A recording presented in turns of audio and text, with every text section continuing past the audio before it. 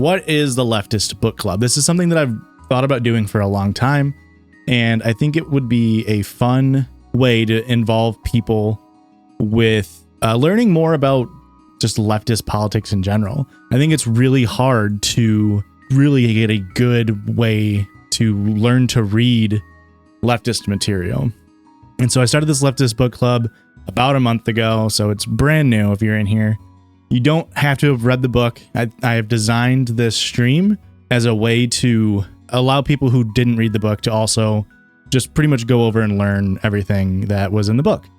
The book that we had this month was The 100 Years War in Palestine by Rashid Khalidi. I highly recommend it. It was a very, very good book talking about just the history of Palestine and the Palestinian people over the past little over 100 years. So this book was published a few years ago.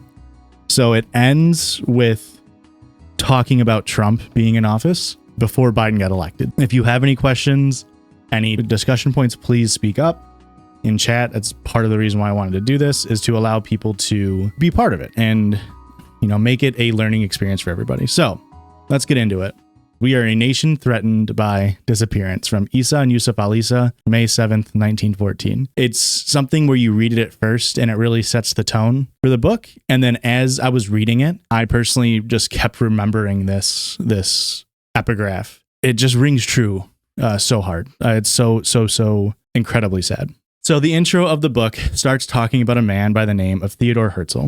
If you don't know, Theodor Herzl is known as the founder of modern Zionism. This is the guy who started it all. He was an Austro-Hungarian journalist, and the original quote that he is attributed to is, quote, "We must expropriate gently the private property on the state assigned to us. We shall try to spirit the penniless population across the border by procuring employment for it in the transit countries, while denying it employment in our own country. The property owners will come over to our side. Both the process of expropriation and the removal of the poor must be carried out discreetly and circumspectly. Let the owners of the immovable property believe that they are cheating us, selling us things for more than they are worth, but we are not going to sell them anything back." So this is the founder of Zionism, the Zionism Project, who in the very beginning, his stated goal was to go to a land, push out everybody who was living there at the time, make it seem like they could be coexisting in the same society, effectively lie to their face about that. It's wild that this quote exists. This is such a through point, like a common thing as we go through this entire PowerPoint and this entire book. Was I was reading sentences of quotes of people, and you just hear them, and you're like, "What? How are they able to just say that?" The next person that they talk about is Yusuf al-Khalidi. If I pronounce anything wrong, I'm sorry. I'm trying. He was the mayor of Jerusalem, and he extended an olive branch to Herzl in a letter. He called the Jews their cousins in relation to their religious connections. Al-Khalidi saw Zionism as a natural response to anti-Semitism in Europe, and he also noted the dangers that Zionism may cause to the Palestinians and others in the area. I think it's very important to recognize that Zionism, even as Al-Khalidi says here, it was a response to the rampant anti-Semitism that existed in Europe and still exists worldwide today. That doesn't make it valid or a good thing to do, but we can recognize that it was rooted in a response to anti-Semitism. And Al-Khalidi was quoted in the note as saying, "In the name of God, let Palestine be left alone." Herzl replied, and he ignored the letter's thesis that the Palestinian people would be resistant to move out. He also implored that Jewish immigration would increase the life of Palestinians by bringing Jewish intelligence and financial acumen to the area. He still alluded to pushing native peoples into other parts of the Ottoman Empire, and he wanted a solely Jewish state, and for anybody who is non-Jewish to be spirited away. So all of these arguments are super common when it comes to colonization. This quote is by me. "Nah, man, the people living here were so dumb. Once our much cooler people move in, your stupid culture would totally be better off." It's pretty much how colonization works. You sell the idea that the people living there are just innately bad and wrong at living, and that our new, cooler way is so much better.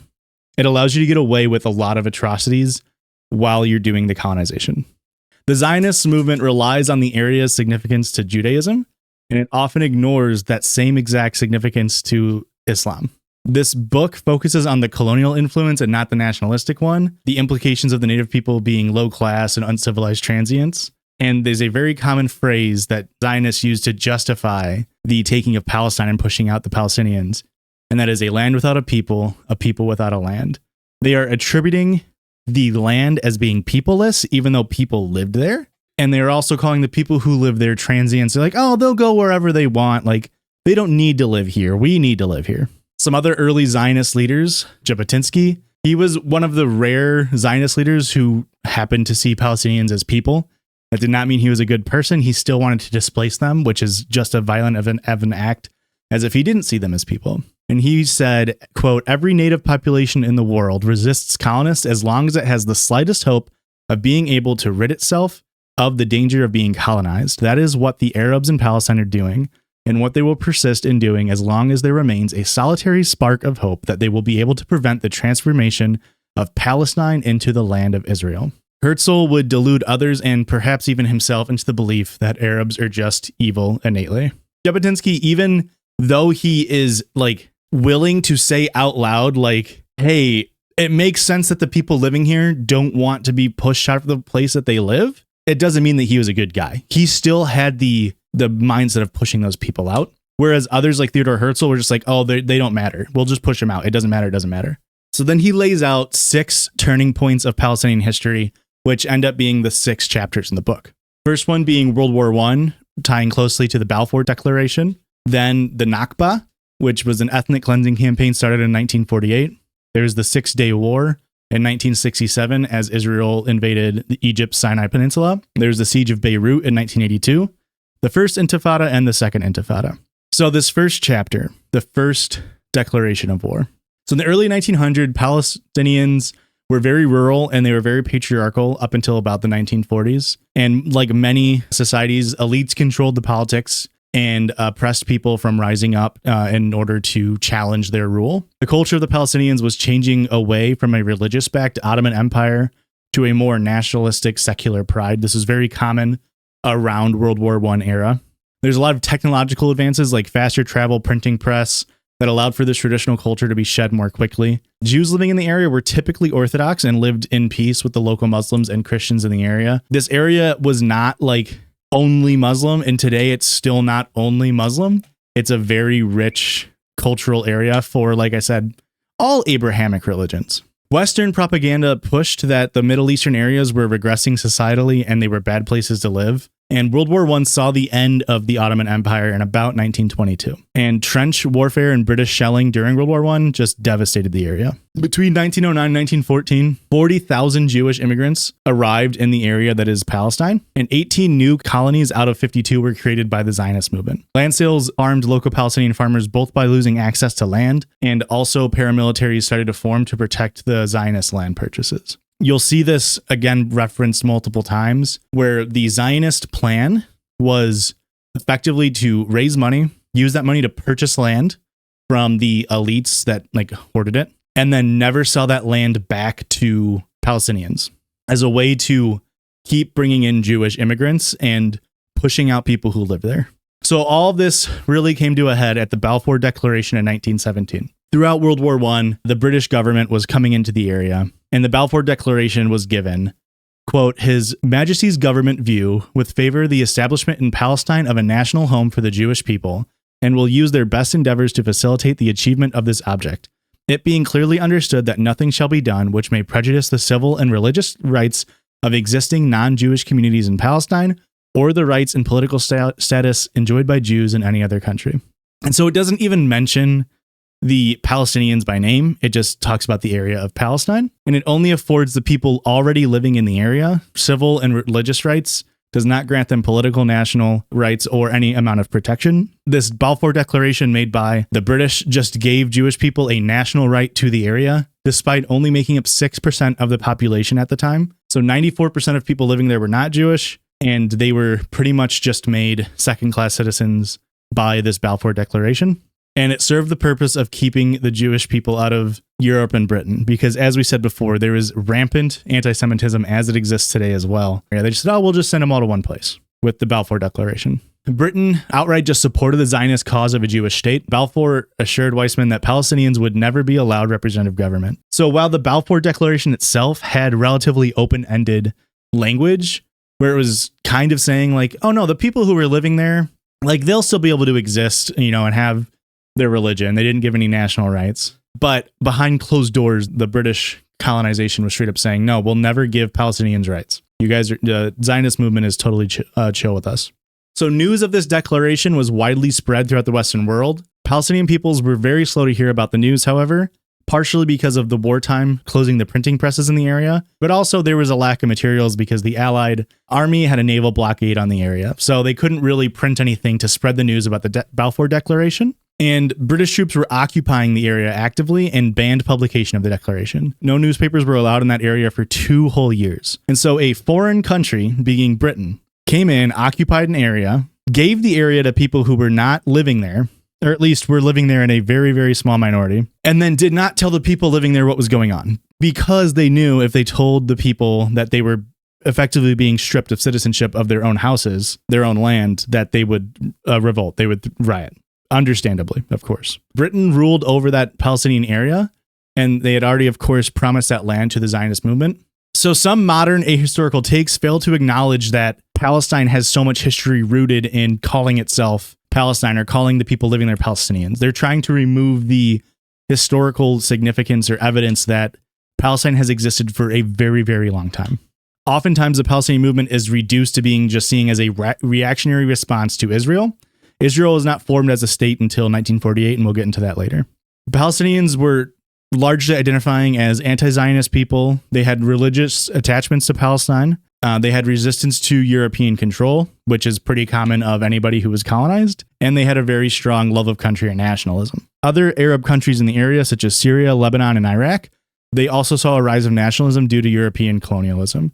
So 7 congresses were held by the Palestinians between 1919 and 1928. This was to focus on independent Palestine and rejecting the Balfour Declaration. They also wanted to end unlimited Jewish immigration and land purchases, and they wanted a support for majority rule. All the diplomatic attempts were by the Palestinian elite, meaning the people being most affected by the colonization and everything. The poor people, the lower class people, were not being represented properly within the diplomatic attempts. Therefore, all the on-the-ground protests were the only way for the lower class people to get their words spread. So Zionists plan to use their unlimited Jewish immigration to create a majority Jewish state over time. Some Palestinians hoped for a peaceful 2-state solution with Zionists.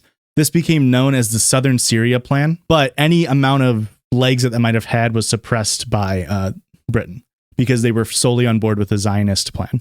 So within a decade of World War I, Britain lost colonial control of Turkey, Iran, Iraq, and Syria. They didn't fully gain independence, but that left Britain with really only Palestine in the area. They also created the League of Nations in 1922. This added even more pro-Zionist mandates to the Balfour Declaration. They gave only Jewish people rights in the Palestine area. They gave Jewish people historic connections to the land, something that they were denying Palestinians. Also made Hebrew the official language. And they gave Jewish minority agency over the majority of the schooling system. They also gave Jewish people immediate citizenship and denied citizenship to any Palestinians that were not in the country at that time.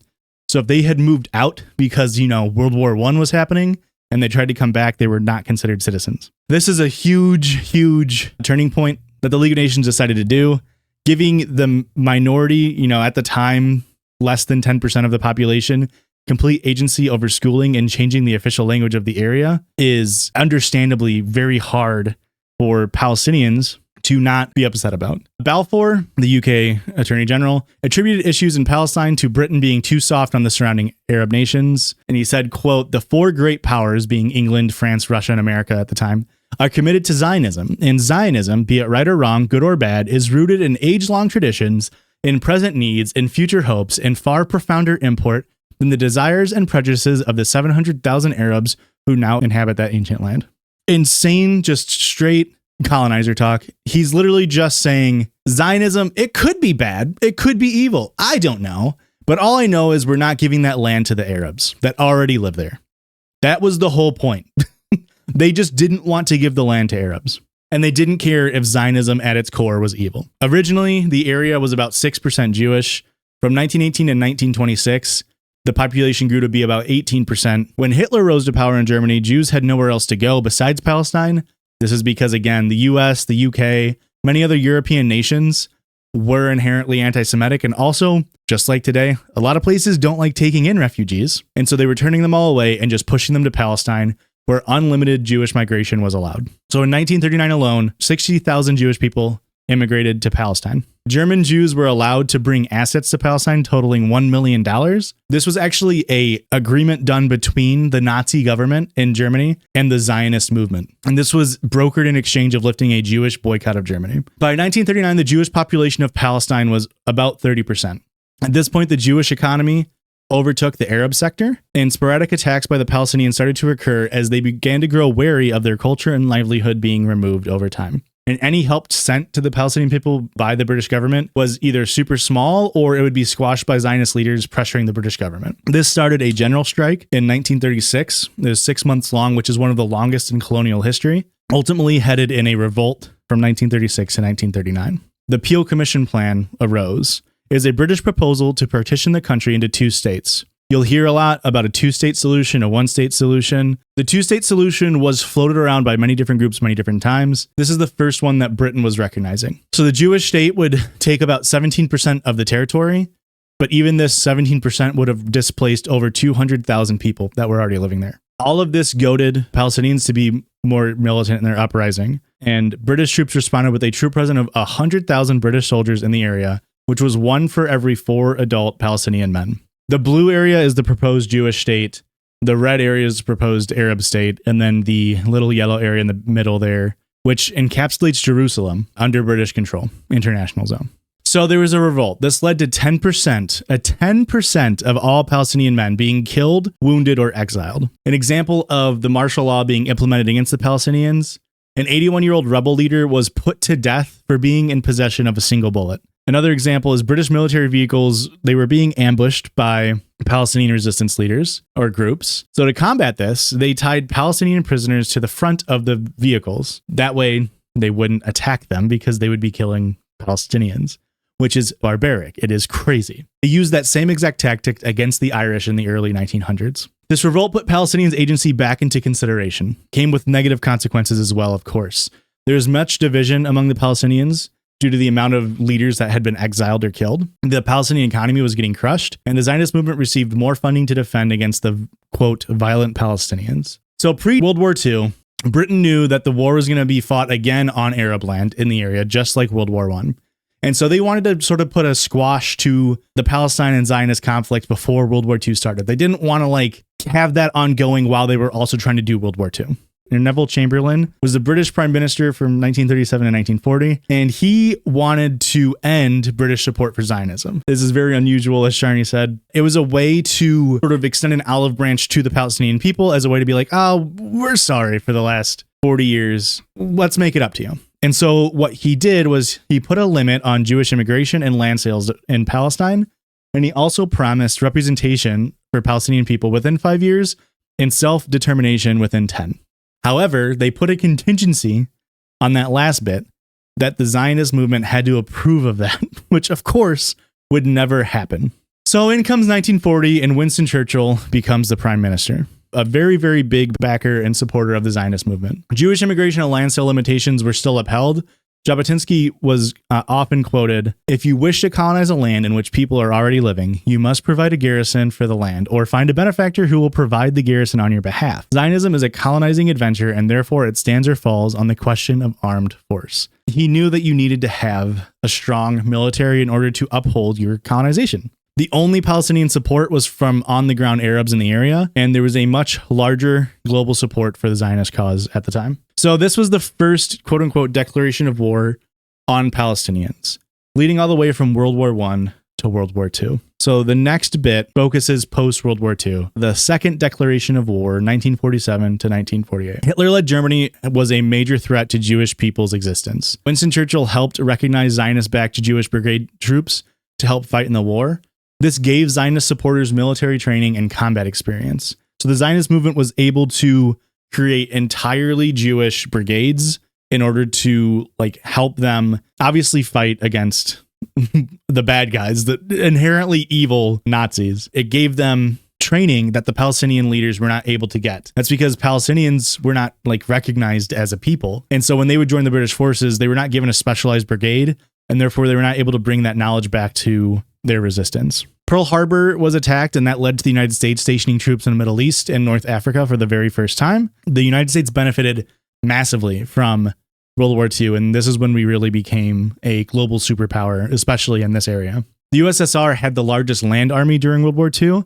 They were pivotal to defeating the Nazis, and they began meddling in the Middle East as well around this time. So in 1942, at the Biltmore Hotel in New York City, there was the Biltmore program. The Zionist movement at the Biltmore Hotel openly called for Palestine to be occupied. Quote, Palestine will be established as a Jewish commonwealth. This was the first push from a more moderate Zionist leaders to those with more aggressive goals. Post-World War II, the Arab League was created in 1945 by 6 Arab states: Egypt, Transjordan, Lebanon, Saudi Arabia, and Syria. They removed any reference to Palestine in the Arab League's formation. Palestine wouldn't be added until 1965. Anglo-American Committee of Inquiry formed by the US and Britain in 1946. This pushed even more Jewish refugees into Palestine. Again, England and the United States did not want Jewish refugees themselves. Britain tried to honor the limitations of the Jewish immigration that was set in place before World War II. However, the US strong-armed, and they allowed 100,000 refugees into Palestine, which really signaled America becoming the major power in the area. So Palestine had very little funds, and they really had no allies to attempt to defend their land. The Jewish National Fund was created in 1901. This was expressly created in order to back the Zionist cause, and just from 1 year in the 1930s, they collected $3.5 million from the United States donations alone, compared to the Arab National Fund, which was created in 1946. In the first year, they raised $700,000, which was pretty good. But when they announced that they made $700,000, a widowed Jewish woman living in South Africa at the time donated $4 million to the Jewish National Fund. So even when the Arab National Fund was able to generate money in order to purchase their own land to prevent the Zionist cause from purchasing it, they were immediately effectively out-donated at the drop of a hat. So FDR came into the area and was signing an oil deal with Saudi Arabian King Abdulaziz in 1933. FDR assured that the U.S. would not allow Arab Palestinians to be hurt, and he would be consulted before any major decisions. So this was huge for the Palestinian people, that a United States leader was telling an Arab king in the region, we will give you agency, we will make sure you not get hurt. And then he died a few weeks later, which is so like Shakespearean tragedy. Like, they finally had somebody who might actually be defending them in the British before World War II. And then he got voted out of office.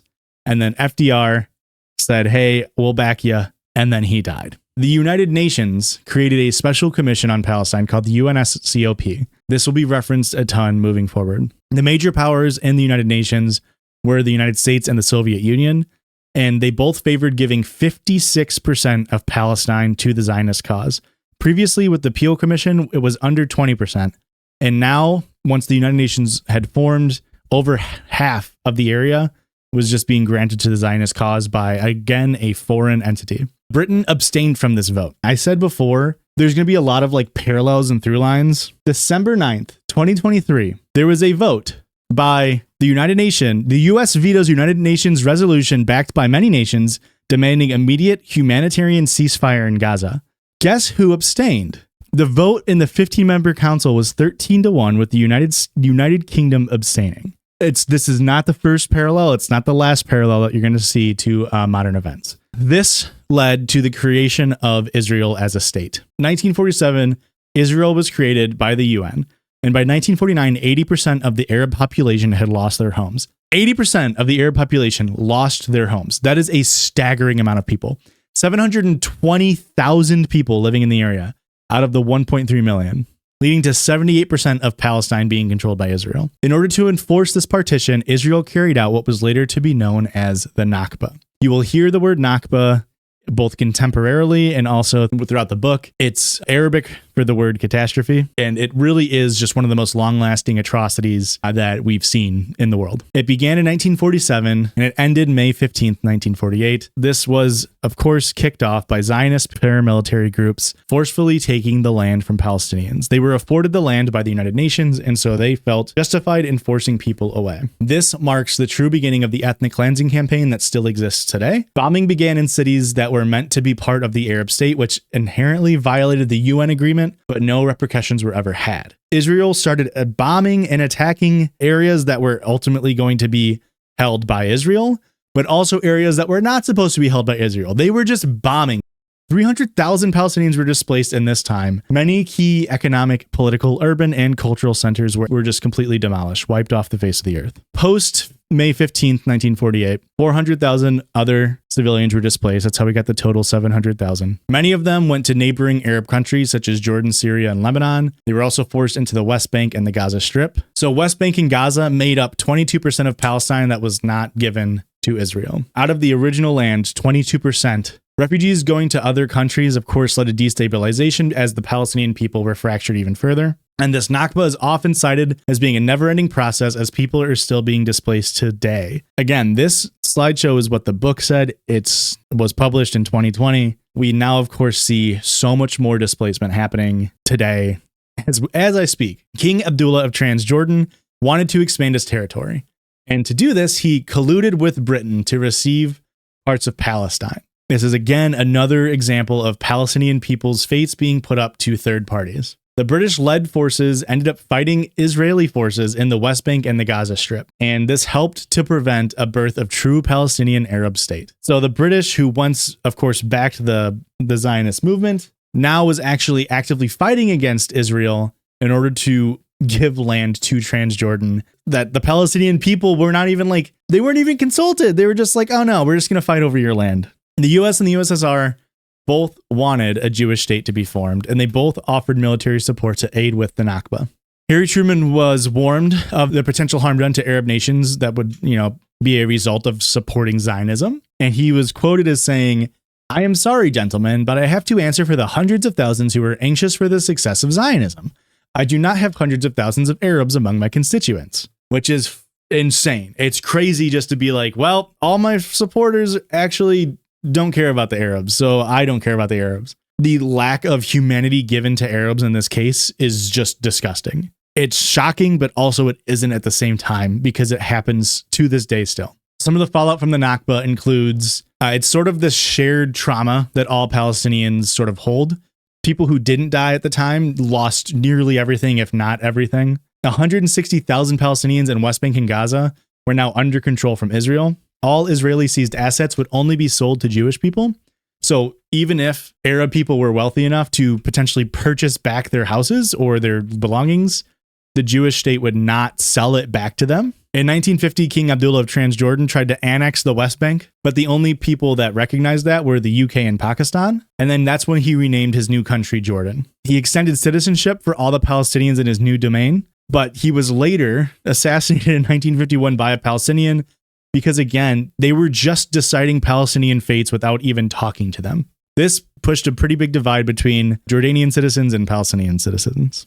So Palestine was never truly given a seat at any national political table. The closest they would get is Arab countries speaking for them, but that would often lead to misrepresentation of their wants. The Arab countries would just be like, well, no, we'll speak for the Palestinian people, but it was only as a way for the Arab countries to give themselves personal gain. They tried to establish a capital in Gaza, but there was no support for this for the Palestinian people. And the lack of that support led to some Palestinians to take up arms. Attacks against Israel by Palestinians were actually being repressed actively by Egypt, who controlled the Gaza Strip. Israel would retaliate to these attacks, often disproportionately. In October 1953, Palestinians killed 3 Israeli civilians, which was a woman and her 2 children, which is obviously horrible and terrible. In response, Israel blew up 45 homes, killing 69 Palestinian civilians. The United Nations condemned the retaliation, but nothing was ultimately done, if that sounds familiar. So the Israeli defense leader Ben-Gurion, he believed the only way to control the Arab population was just pure brute force. The Prime Minister, Moshe Sharat, he was much more pragmatic in his approach. Ben-Gurion motioned to bomb Egypt and Gaza in 1955, but the Israeli cabinet denied him. And then in 1956, Ben-Gurion became the prime minister, and then guess what Ben-Gurion wanted to do?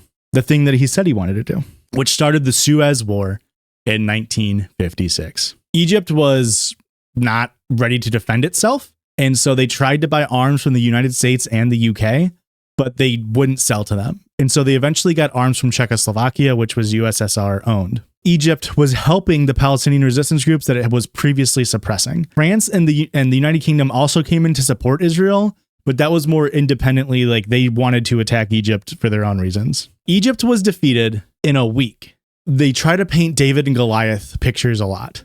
And Israel is constantly trying to push the Zionist movement as David and the Arab nations around it as Goliath. I failed to see personally how that can be held true when Israel launches an attack in 1956, only 8 years post Israel becoming a state, and they defeat a neighboring nation in less than a week. That's how strong the Israeli military was. So in that week, the UN was pressuring them to end the war. There was 450 Palestinian civilians killed. Israel was claiming to be looking for fedayeen, which is pretty much just a word meaning like a martyr or someone who's dying for a righteous cause. Israel and many anti-Arab states will use it as almost a placeholder for the word terrorist as a political designation.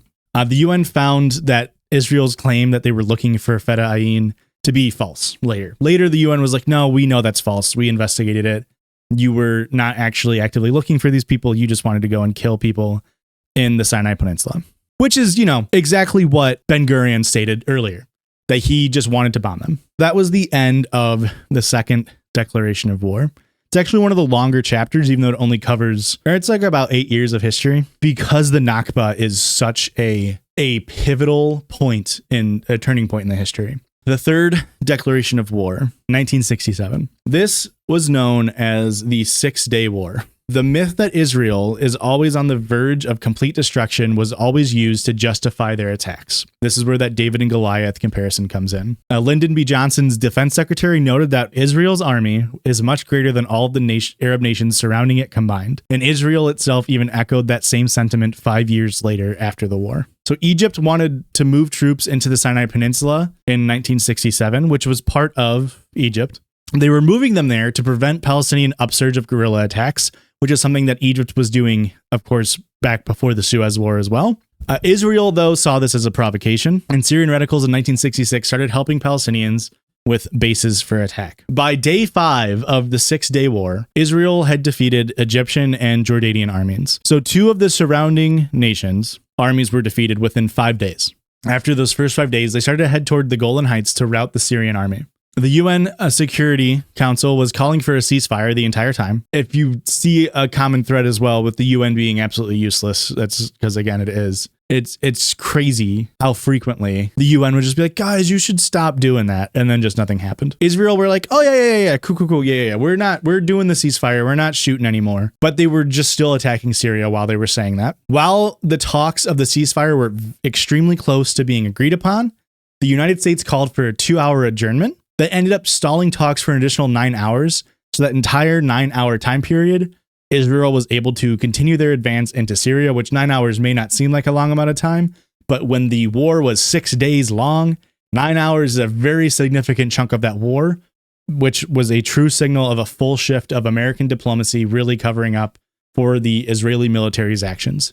The United States was fully just buying time in order for the Israeli army to continue their march into Syria. The United States intervention in the area was pretty consistently pro-Israel. There was some slight pushback on some of Israel's actions. The United States saw the Middle East, though, as a growing communist area, and that was their main concern. They didn't want the USSR's power to be spread in the area. So the US positioned its alliance with Israel as a proxy against Soviet-supported countries in the Middle East because of the Cold War. The United States targeted gaining Egypt as its ally and having them broker peace with Israel. This succeeded in the 1970s under Jimmy Carter, which further divided the Arab front. So Egypt sort of sided with the United States and then ultimately was in a peace agreement kind of with Israel, whereas the other Arab states were like, what the I thought we were supposed to be helping the Palestinians here. The UNSC 242, which was part of the United States Special Committee on Palestine, this was established in 1947. Like the Balfour Declaration, this didn't mention Palestine or Palestinians. Zionists used this to deny Palestinians' rights and against neighboring Arab nations who refused to recognize Israel as a state. In 1969, Israeli Prime Minister Golda Meir was quoted as saying, "There were no such thing as Palestinians. They did not exist." They gave Israel its territory as defined by the Green Lines, and the 1947 war in Nakba territory was not only rewarded, but it also legitimized Israel's actions against the Palestinians. However, a central paradox of 1967 is that by defeating the Arabs, Israel resurrected the Palestinians. It gave rise to resistance groups. One of those resistance groups being the PFLP, which was the Popular Front for the Liberation of Palestine. It was a socialist organization also led by Ghassan Kanafani, who was a journalist and an author. He was extremely highly well respected. He was assassinated in 1972 in a car bombing by the Mossad. The PFLP was pretty popular among leftist politics at the time. Fatah was founded in 1959, became publicly known in 1965. Their organization sparked the MAN to focus more on Palestine, which is ultimately what changed them to the PFLP. Fatah was the largest of the political faction for the Palestinians. This was because they didn't have a super tight belief system. They were more broad with their ideologies, which made it easier to join, right? They demanded for much more immediate action. Fatah rang true with a lot of the lower class Palestinian people and Arab citizens of other nations. Because at this point still, of course, like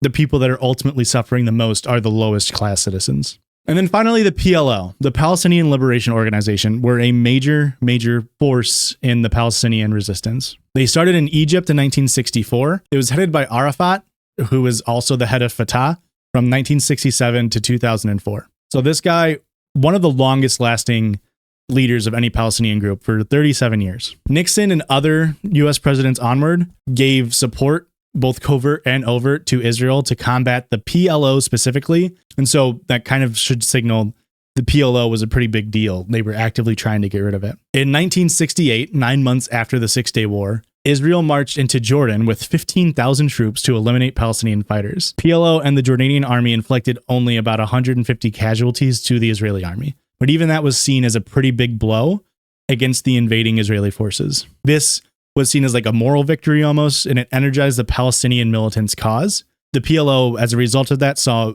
huge diplomatic success in the late 1960s into the early 1970s. The PLO was also recognized as sole legitimate representative of Palestinians by the Arab League in 1974. They also opened PLO missions in over 100 countries across the world. This was sort of the first time a Palestinian group was really actively trying to go out into other countries and get people on their side. They were seen as a people struggling against a colonial power, which is something that, of course, a lot of countries could relate to. Still, in the West, Israel was winning the PR narrative, and ultimately the word Palestinian was almost synonymous with terrorist. In 1964, they changed their goals. Their new goal was a secular single state with both Palestinians and Israeli Jews coexisting, which is pretty big. This is kind of the first time a one-state solution had really been pushed. They had these three no's with Israel being no peace, no recognition, and no negotiation. So effectively they were saying Israel can no longer exist. However, Palestine can exist and the Israeli Jews can live with us and everything will be fine. This didn't get anywhere. In the 1970s, they pushed more for a two-state solution, which was pressured by Soviet Union and Jordan, who were cracking down on Palestinian resistance after multiple PFLP plane hijackings at the time. 3 major PLO leaders were assassinated in 1943. PLO spokesperson Kamal Nasir and Fatah leaders Kamal Adwan and Abu Yusuf Najjar. All 3 of them were killed by Israeli commandos, and they were led by Ehud Barak, which he later became Israel's prime minister. That will also be a very big through line.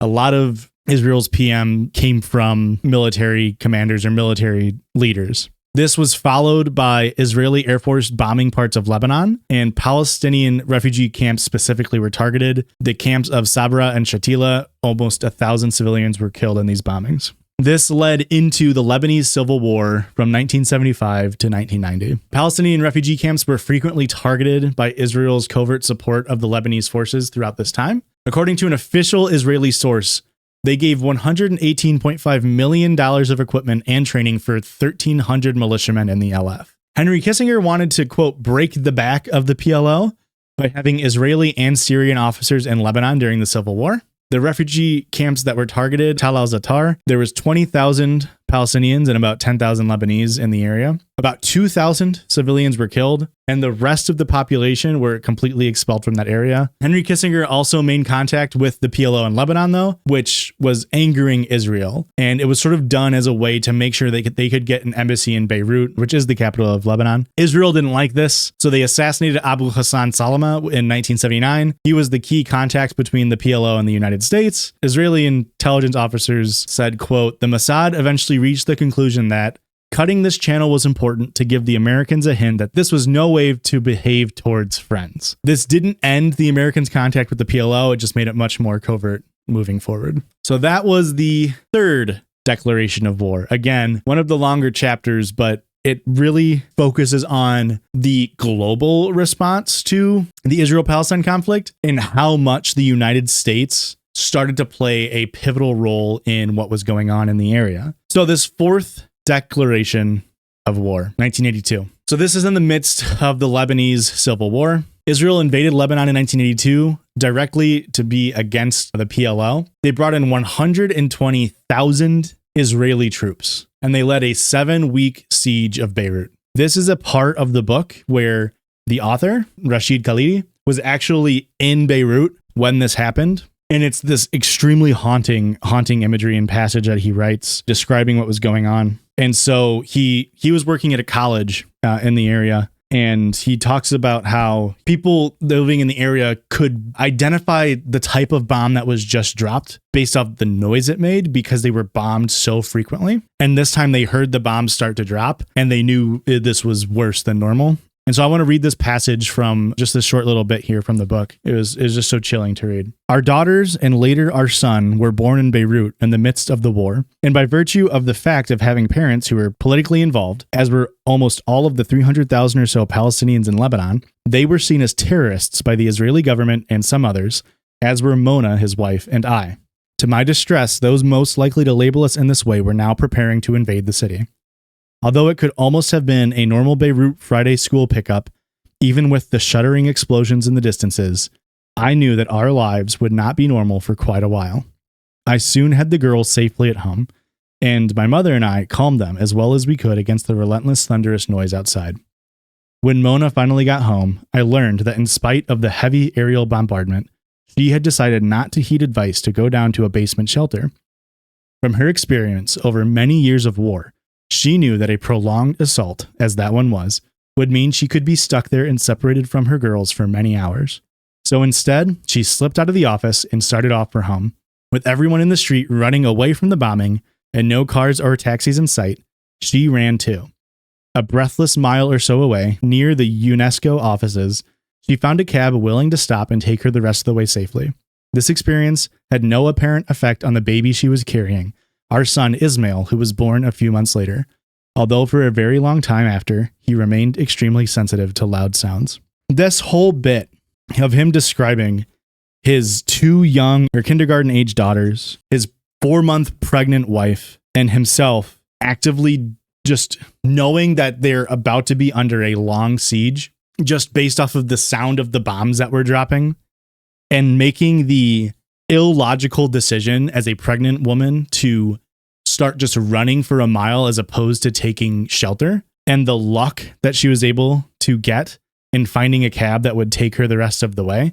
It's haunting. It's something that, I mean, when I read it originally and even now I get chills, and there's pictures in the area of where they were of just being decimated. I mean, just full on, just absolutely decimated. It's really, really, really, really sad. This was the first major war to involve the Palestinians since 1948, which was, of course, the Nakba, which is described as being an ongoing thing. Begin believed destroying PLO in Lebanon would scatter Palestinian resistance in West Bank, Gaza, and East Jerusalem, which would then make it easier to control them and annex them ultimately. There was 10 weeks of Lebanese conflict. In those 10 weeks, about 19,000 Palestinian and Lebanese civilians were killed. About 30,000 more were wounded. Water and electricity was cut off intermittently throughout the area, and so people were being displaced if they weren't being killed. All of that led to only 364 Israeli soldiers killed, 2,400 of them wounded. It's just crazy. It's, again, the David Goliath thing where 19,000 civilians killed and only 364 Israeli soldiers were killed. So the PLO was forced to evacuate Beirut. Begin convinced Reagan that the PLO were allies with the Soviets and getting rid of them would benefit both parties. The United States gave Israel $2.8 billion of military aid in 1981. $2.8 billion in 1981.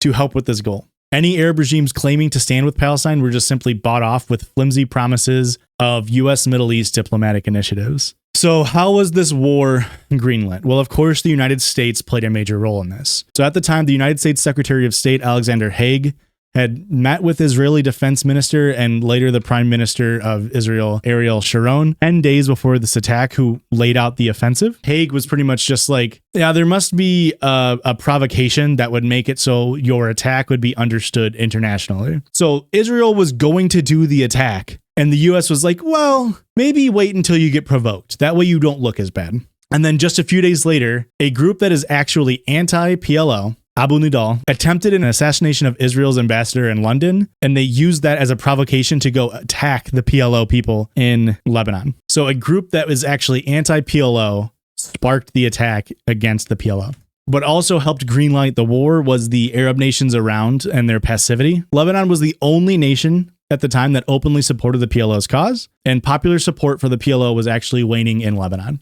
This was due to previous years of PLO actions and ignorance amongst their ranks. And PLO officers sometimes killed Lebanese civilians in multiple occurrences at checkpoints and other areas. Israel was punishing citizens of nations that helped Palestinians as well, which of course grew disdain towards the PLO. With the surrender of the PLO in Beirut, they negotiated a buffer zone between West Beirut and the Israeli forces. That was a protection for both Palestinian and Lebanese civilians in the area. While they were doing these negotiations, Israel was actively bombing Beirut, which caused an additional 500 casualties. Even Ronald Reagan demanded Begin to halt the carnage.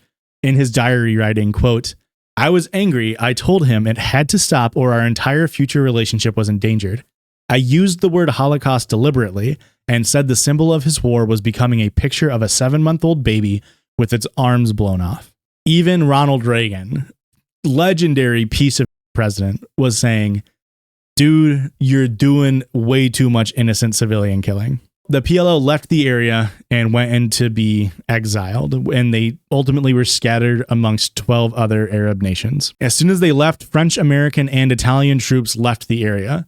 So the international protection that was supposed to be there to protect the Palestinian civilians did not stay, they just left. And the next month, Israel came through Beirut, searching for more PLO members. As they were doing that, a leader of the Lebanese forces was assassinated by a bomb blast. So then they decided to search everywhere for terrorists, aka people with connections to the PLO, which again, by proxy, was pretty much anybody who was Palestinian, which led to 1,300 civilians murdered in the raids by the Lebanese forces, marked by flares, Israeli flares being shot into the sky. And there's another really good passage in here, a really chilling passage in here, where he's talking about seeing these flares, these Israeli flares going into the sky, and saying to his friend, what are those flares for? And it turns out those flares were to mark where to, quote, mop up civilians in the area. Israeli leaders claimed that 2,000 PLO soldiers had remained in the area. The U.S. leaders, who very, very likely knew that this was just a lie, failed to do anything to stand up against them. The U.S. Secretary of State at the time, George Shultz, actually told the Israeli ambassador Aarons to stop lying and to withdraw his troops from Beirut. Aarons responded by saying, I'm not sure you guys know what you're doing. And then Benjamin Netanyahu, who was then Aaron's deputy, said, quote, I would suggest you delete this message. Otherwise, you give us no choice but to defend our credibility by setting the record straight. We'll end up in a shooting war with each other. Benjamin Netanyahu literally threatened the United States in a war because the United States had the audacity to say, hey, man, stop lying and killing innocent people.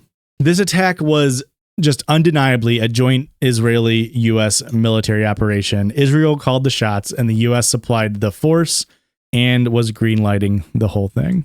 So the fallout from this war, it led to the creation of Hezbollah in Lebanon, which ultimately to this day is still a deadly foe of the United States and Israel. It intensified and lengthened the Lebanese civil war. Also gave the very first real negative views of Israel, seeing the images of Beirut being besieged. Again, we're going to reference the David and Goliath story as a way to say, now globally, Palestinians were seeing more to be David and not Goliath. Up until this point, the world saw Arab nations as Goliath and Israel as David, and the opposite was being seen here. The PLO was seen as a failure by Palestinians. I mean, how could they not? They failed to protect them. Many Israeli leaders, including Begin and Sharon, were forced out of office after the massacres, but they never faced any legal repercussions, and Sharon and Netanyahu later went on to become prime ministers of Israel.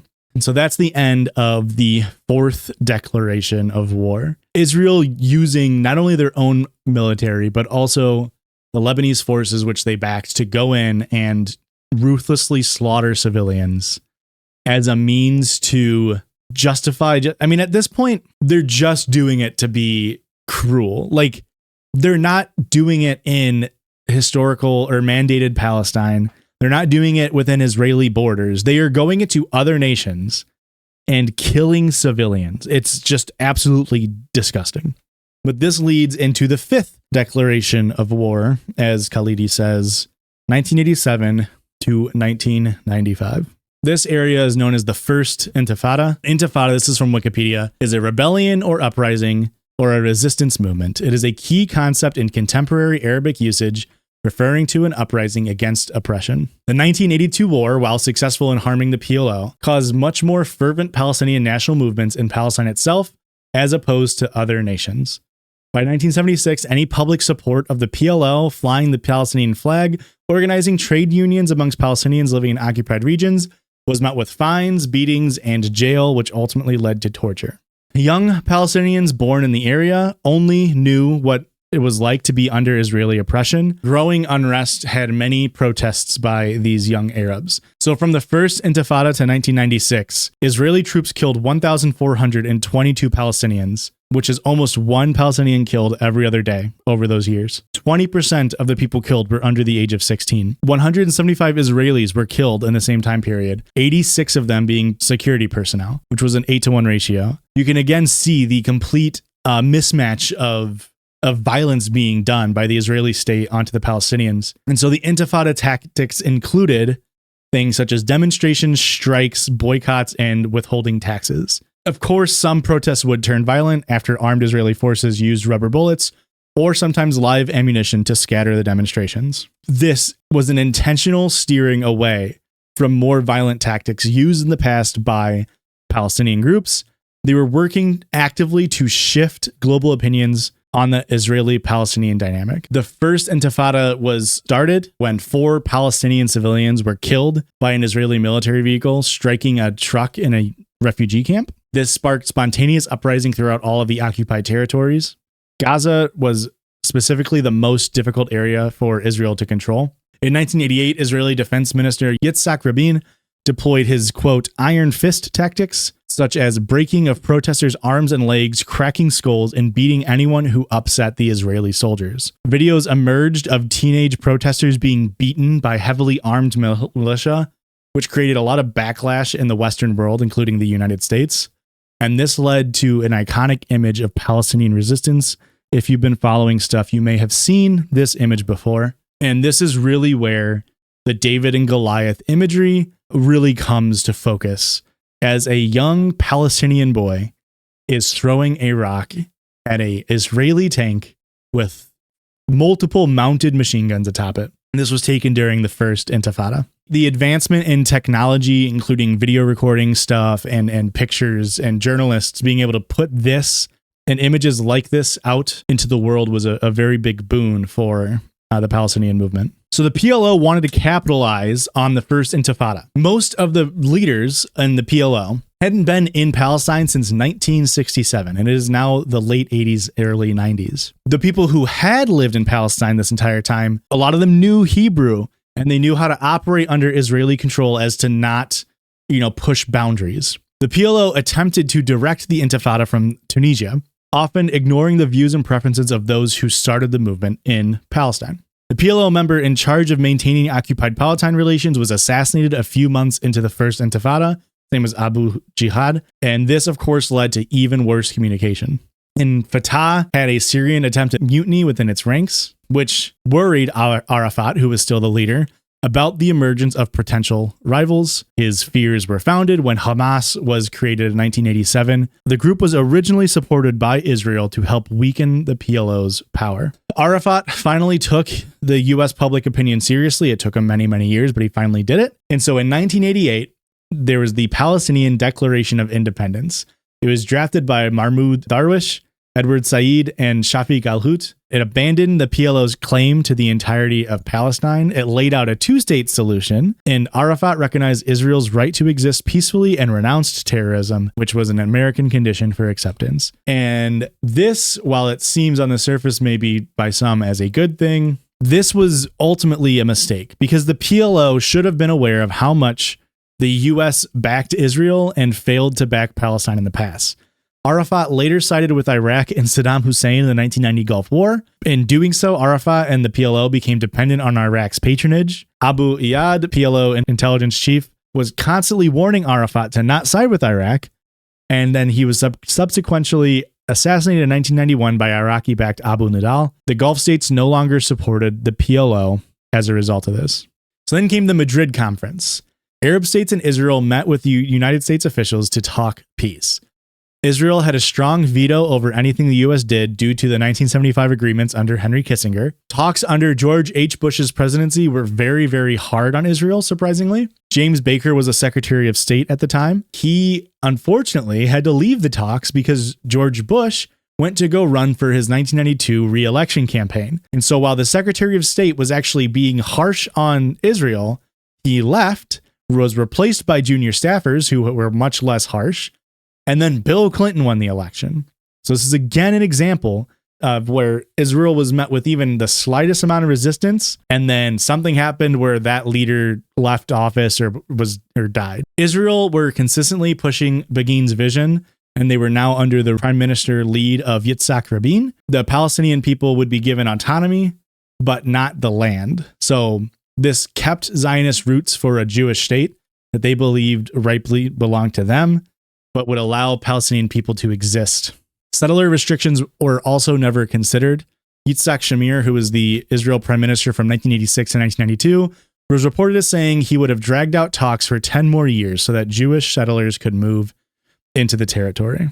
So the Palestinian people, including Rashid Khalidi, the author of the book, worked to create a proposal known as PISCA, the Palestinian Interim Self-Governing Authority. It was proposed in 1992 and offered a temporary pathway towards self-governance for the Palestinian people. The PLO accepted the proposal, but was wary of it. They didn't promote the proposal, which prevented it from gaining momentum amongst Palestinian people. Tension was growing between the PLO and Palestinians in the occupied territories. Rabin was glad to see this division because, of course, it made the Palestinian cause weaker. PISCA was denied by Washington and the United States, and no counterproposal was ever put forth by Israel. So PISCA was actually meant to be a way to see an end to the conflict.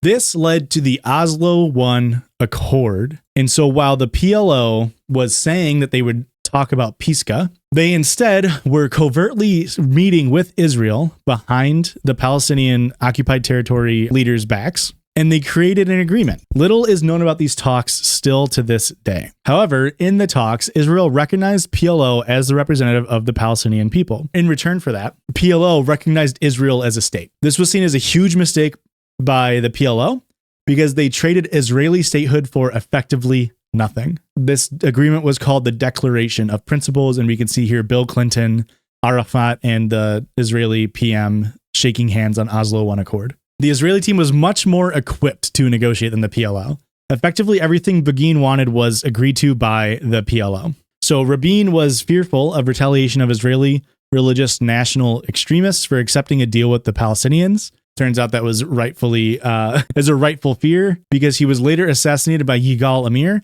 who is a supporter of the group, the Greater Land of Israel. Members of this group have been in rule in Israel ever since. There was a second agreement between PLO and Israel in 1995 called Oslo II Accord. This created areas A, B, and C. So area A and B, which was the Palestinian Authority, was granted 18% of the land for area A and 22% for area B. 87% of the Palestinian population would have to exist here. And Israel had full power over who entered and leaves the area, increasingly barring Palestinians from entering Israel over time. Area C was the 60% of the land that would be ruled by Israel, which included all but one of the Jewish settlements. The PLO immediately moved mostly back to Israel. And so Arafat did all of this as a way to just get to move back into the area. So here's a visual representation of what the PLO and Israel came to an agreement on in the Oslo Accords. The green areas are the Palestinian regions under Israeli occupation. The blue area is Israel, and Area C is Palestinian under Israeli control, which is this light blue area. So effectively, this is what created West Bank and the Gaza Strip. You can see, obviously, the vast majority of the land in this light blue was still controlled by Israel.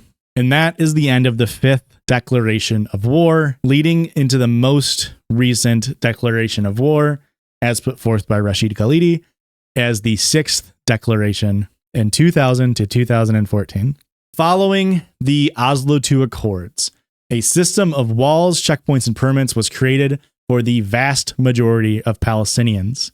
The Privileged Palestinian Authority, PA or PLO, got VIP badges that they could travel wherever they wanted, but the vast majority of people were now trapped wherever they were. Most of the people confined were in either West Bank or Gaza, and settlers actually had separate roads built to travel on. That way they didn't have to intermingle with Palestinians. The Gaza Strip was restricted the most, and Israel controlled everything going in and out of there through both land and sea. And it takes hours, multiple hours, just to get in and out of Gaza. These horrible living conditions only worsened over time and served as fuel for PLO's adversarial group Hamas's support. So Hamas is a militant group. Of course, this book was written before the October 7th attacks this year. It was released in 2020. Hamas was still a militant group. They wanted to do away with this recent diplomatic approach. They wanted to do much more violence and much more quote unquote immediate action. Hamas support grew in spite of its conservative social positions, and it was originally, again, supported by Israel as a means to destabilize Palestinian efforts. The Camp David Summit was another meeting between Arafat and Bill Clinton and the now Israeli PM Ehud Barak. Clinton was a lame duck, Arafat had lost a ton of support, and Ehud Barak was a new prime minister. This proposed Israeli complete control over the Jordan River Valley, the Palestinian airspace, Palestinians' access to the outside world, West Bank's water access, full control of Jerusalem. Ehud Barak also avoided meeting with Arafat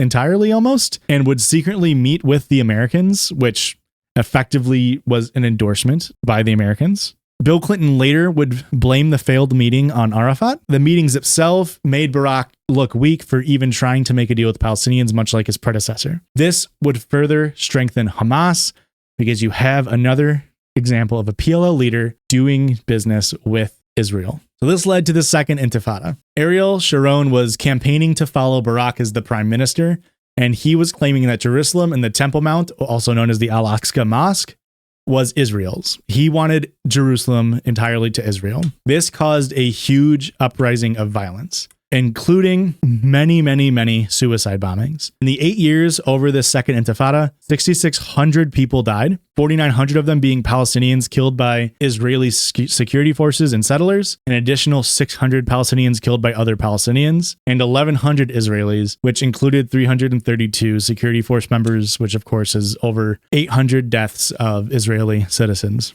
Hamas and the PLO played a role in the uprise of the violence. However, 1.3 million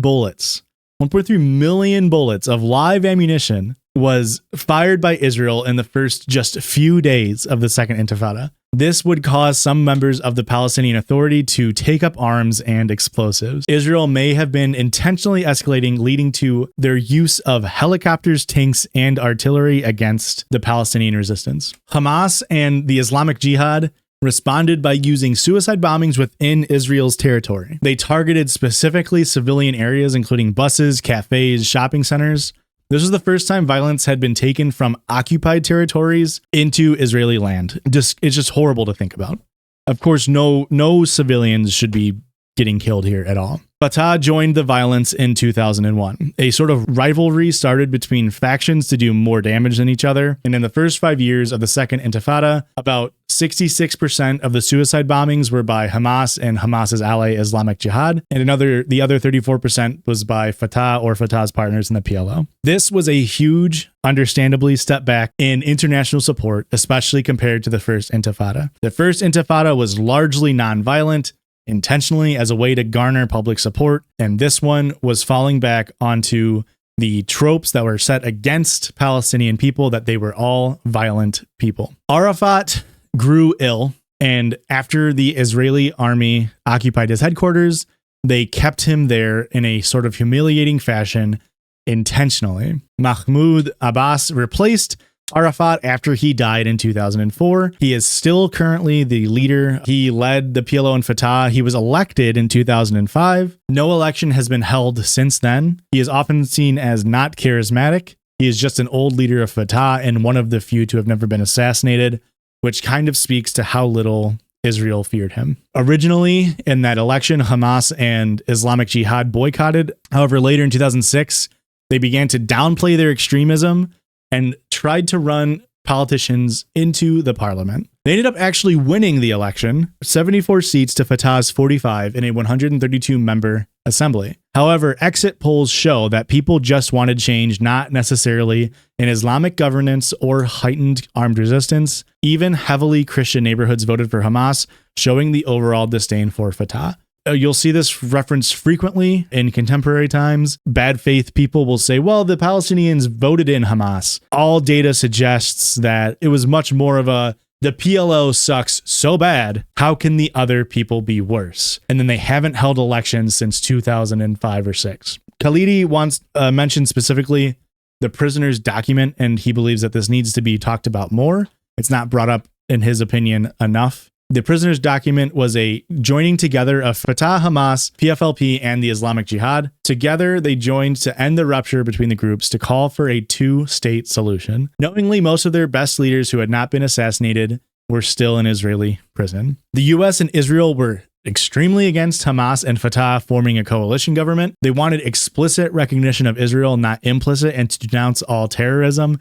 The word terrorism, of course, being a huge buzzword, especially in U.S. circles, because the United States Patriot Act of 2001 denied any material support for terrorism, which led to the U.S. boycotting Hamas and denied any funding tied to them even remotely. So nobody in Palestine that was being represented by Hamas at all could receive material support. And again, the majority ruling of the parliament was held by Hamas. Fatah eventually shunned Hamas due to pressure from Israel and the US. So Fatah tried to distance himself because they wanted to get aid from the United States. This led to a 2007 counter coup by Hamas, where Hamas set up their own Palestinian Authority in Gaza. Israel then cut off nearly all supplies going into Gaza following this coup, and this was the true start of the open-air prison in 2007.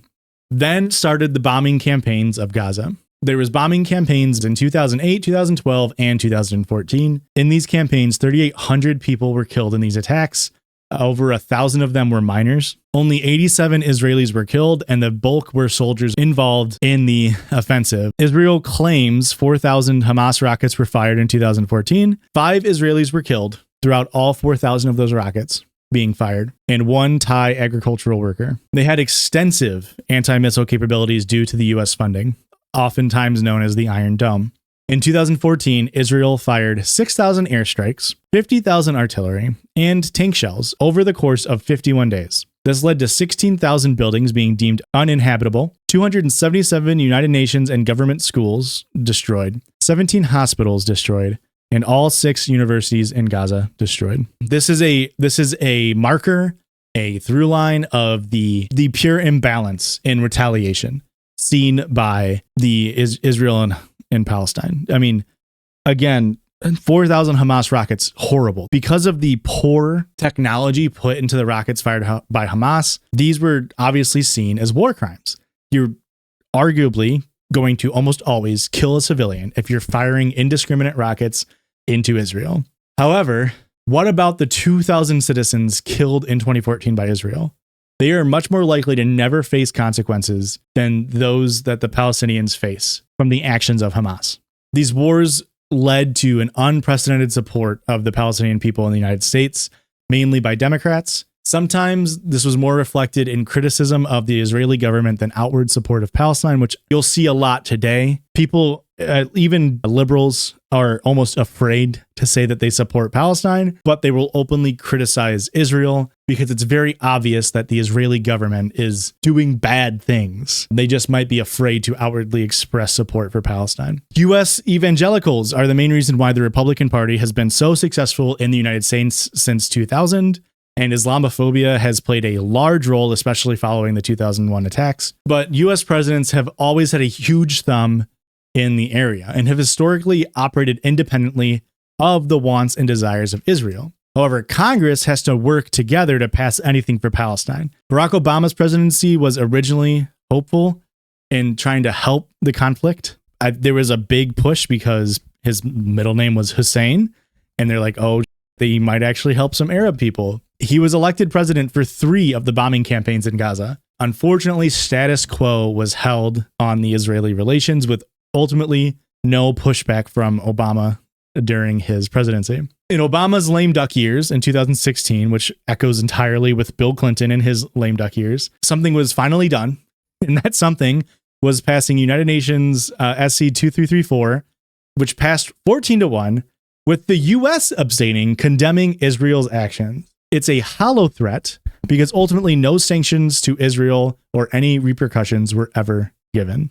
And that is the end of the book. In the conclusion, which I don't have notes on, I did obviously read it, he talks a lot about what happened post-Obama in the years 2016 to like 2019, and how Trump and his presidency helped aid the Israeli cause and the Zionist cause so much. I wanted to take this time more to sort of reflect on everything.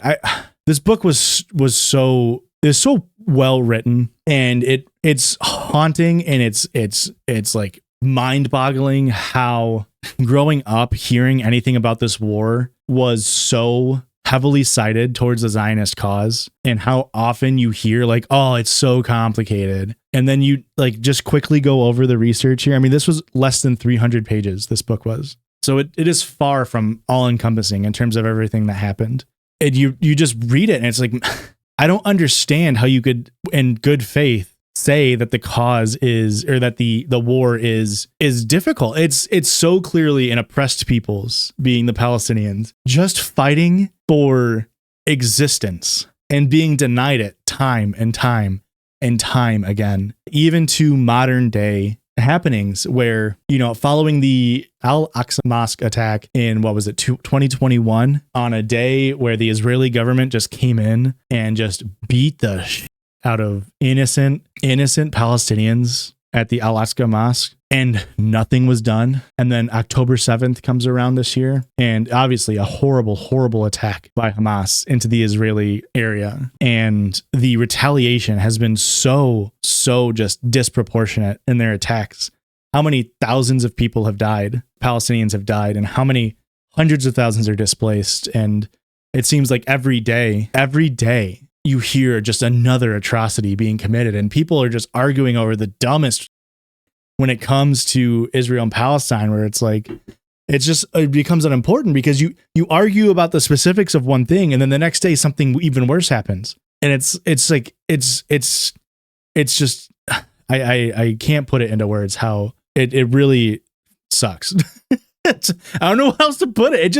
It's so disheartening to watch and to see. If you can, please talk with people. If you know somebody who is spouting Zionist talking points, please try to educate them. And just like Lem says, like, I didn't know about this stuff. It takes people, and there's a reason for that, right? Like the U.S. government supports Israel, and there's a reason why they don't teach us about this stuff, because they know, as was quoted by Zionist leaders, if people knew of the Zionist intentions globally, they'd be like, what the f is that? That doesn't sound good.